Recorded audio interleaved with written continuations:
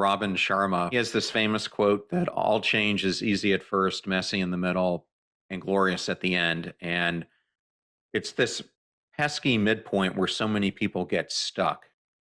How do you suggest for listeners that they practice strategic patience to keep persevering when they hit a plateau?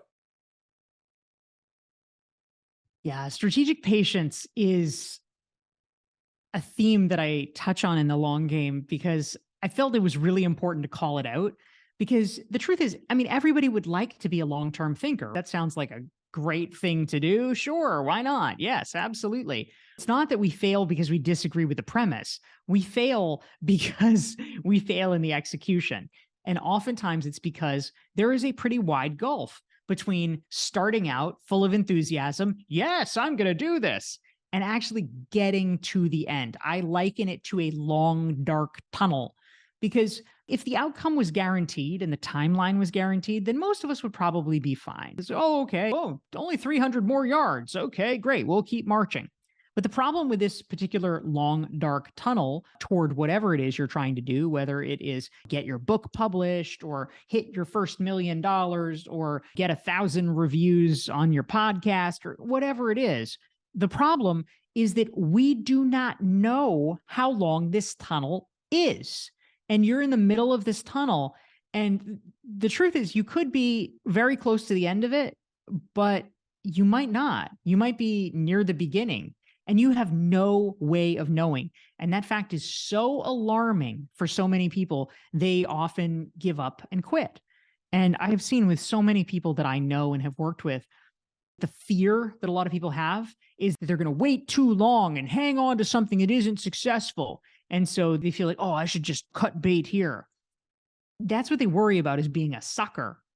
But actually, what I think is probably more of a real concern, because I see it play out time and again, is that they quit too soon on something that could have worked. But it is emotionally difficult and painful to exist in that moment where you feel like a loser because it's not taking off. And you're like, well, how much longer should I deal with this? And so it's easier to quit than to keep going and live in that uncertainty. That is a very hard place to be.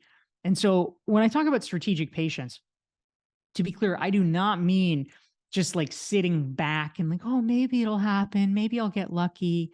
Like, that's not where it's at. Strategic patience is actually very hard. My synonym for it is muscular patience, because you have to be incredibly strong to withstand the doubts of others and the self-doubt, most importantly, as you navigate this.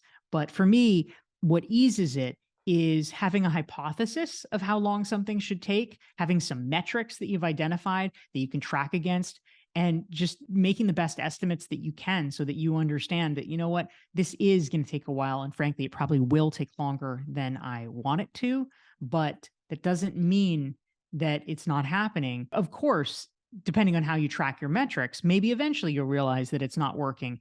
But I think there's far too many people that jump way too quickly to that conclusion. It's not right.